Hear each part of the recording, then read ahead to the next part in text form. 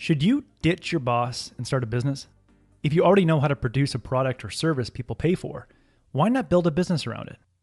Let's say you're an awesome graphic designer and you work in a graphic design studio. You know people love your designs, so you decide to start your own graphic design company. You start with a few existing clients. They recommend a few more clients. Soon you're busy and you don't have a boss anymore. Life's great. You feel like a kid on the first day of summer after a long school year. But soon you're putting in 14-hour days to do the design work and all the other little things you need to do to keep the business running.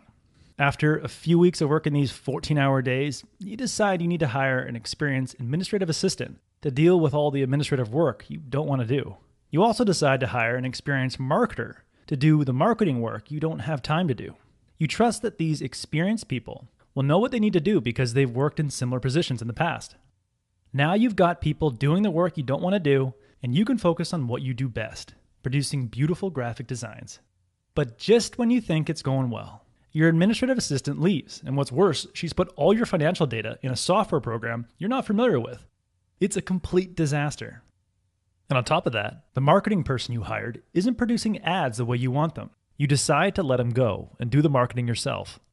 Now you need to put in 18-hour days to clean up the mess and do the backlog of design work.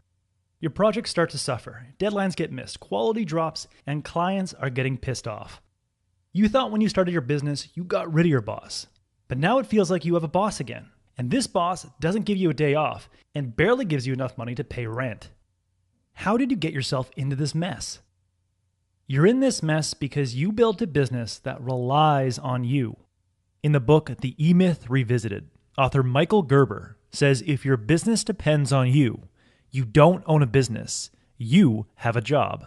And it's the worst job in the world.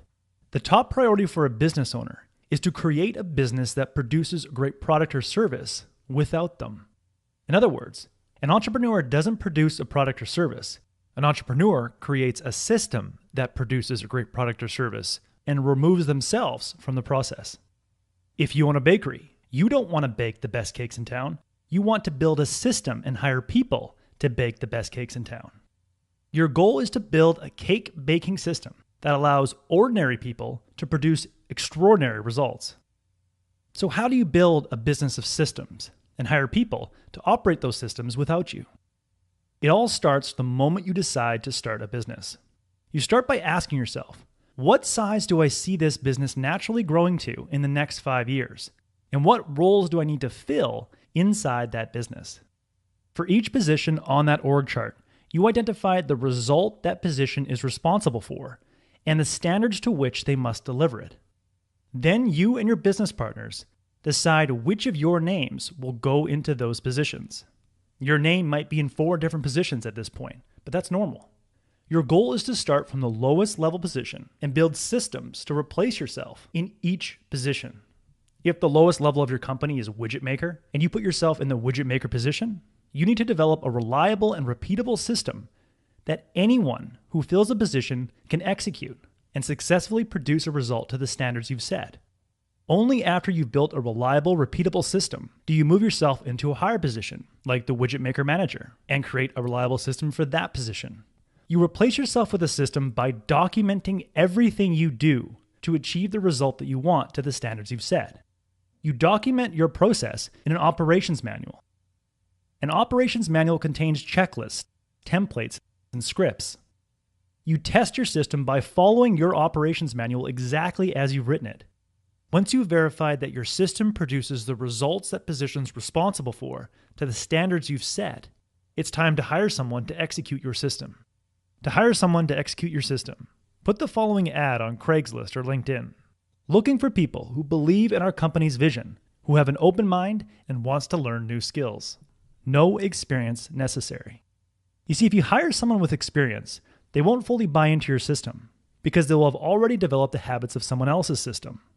And if your business success relies on hiring experienced people who have their own way of doing things, then the business not only relies on you, it also relies on each of them. If they show up, you succeed. If they don't, you're doomed. It's better to have the success of your company rely on the quality of the systems that you've built for the company. When a company with high-quality systems loses a person, they can quickly be replaced by a wide variety of people who are eager to learn. When taking a systems approach to your business, think of yourself like a writer-director for a Broadway musical. You start by writing the script and the lines for each of the actors. Then you pick out the costumes and design the sets. Then you hire enthusiastic actors who haven't played the roles before. You hand them the script, aka the operations manual, and you ask them to memorize their lines. These actors won't feel like they're part of a bureaucratic system, because the actors know that by mastering their role, they'll be able to put on a performance with the other actors that will wow the audience.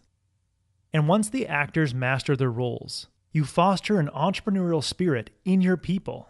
You encourage them to improve upon their roles. Eventually, they come up with better lines. They help improve the set. Once everyone is in the roles that you designed and executing the script you wrote, you can go off to Paris or start writing your next musical, because the musical you just wrote is being performed night after night without you having to be in the theater. That musical is making you money, and it continues to get rave reviews from its audiences. So if you want to be a successful entrepreneur, it will require more than just knowing how to produce a product or service that people want to buy. To be a successful entrepreneur, you need to know how to build systems inside of your business that can produce an extraordinary product without you. In that way, you no longer are trapped by your business because your business is working for you. That was the core message that I gathered from the E-Myth Revisited by Michael Gerber. This book is a classic business book. I highly recommend it for any aspiring entrepreneur. If you would like a one-page PDF summary of insights that I gathered from this book, just click the link below and I'd be happy to email it to you. If you already subscribe to the free Productivity Game email newsletter, this PDF is sitting in your inbox. If you like this video, please share it. And as always, thanks for watching and have yourself a productive week.